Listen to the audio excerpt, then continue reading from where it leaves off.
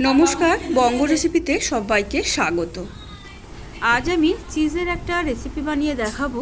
ছোটরা তো খুবই ভালোবাসে, আর বড়রা যারা চিজ খেতে ভালোবাসেন তাদেরও আশা করি খুবই ভালো লাগবে।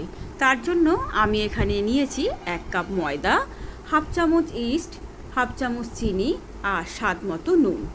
আর দিয়ে দিচ্ছি উষ্ণ গরম জল। উষ্ণ গরম জল দিয়ে ভালো করে এটাকে মেখে আমি একটা সাইডে রেখে দেবো। ভালো করে আমার ময়দাটা এখানে মেশানো হয়ে গেছে। আমি এবারে একটা ঢাকা দিয়ে একটা সাইডে রেখে দিচ্ছি।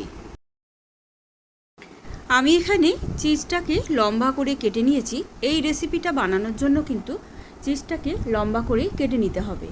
আর কাঠি দিয়ে চিজের ভিতর দিয়ে আমি ভালো করে গেঁথে নিচ্ছি।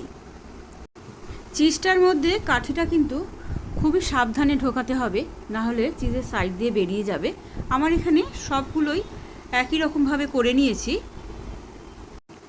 যে ময়দাটা আমি মেখে রেখেছিলাম সেটাকে এবার আবার চামচে করে ভালো করে একটু মিশিয়ে নিচ্ছি। এবারে একটা গ্লাসের মধ্যে আমি এই ময়দার মিশ্রণটাকে ঢেলে নিলাম। এখানে আমি একটা চিজ নিয়ে নিয়েছি। চিজটাকে ময়দার মধ্যে ভালো করে মাখিয়ে নিচ্ছি।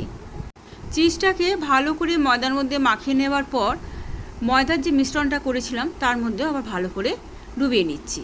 ডুবিয়ে নেওয়া হয়ে গেলে আমি ব্রেড ক্রাম্ব তৈরি করে রেখেছি, তার মধ্যে এটাকে দিয়ে দেব। দিয়ে ভালো করে এবারে ব্রেড ক্রাম্ব দিয়ে মাখিয়ে নিচ্ছি। ব্রেড ক্রাম্বের মধ্যে ভালো করে মাখিয়ে নেওয়ার পর হাতে করে চেপে চেপে ব্রেড ক্রাম্বগুলোকে বসিয়ে দেব। এই একইভাবে আমি সবগুলোকে তৈরি করে নিচ্ছি।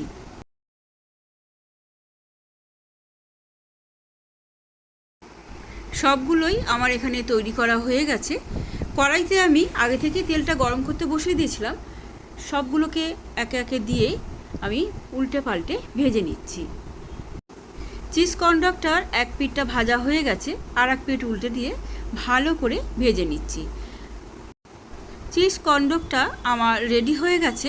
আমার এই চিজ কর্নডকের রেসিপিটা যদি ভালো লাগে তাহলে একটা লাইক করে দেবেন আর বন্ধুদেরকে শেয়ার করে দেবেন।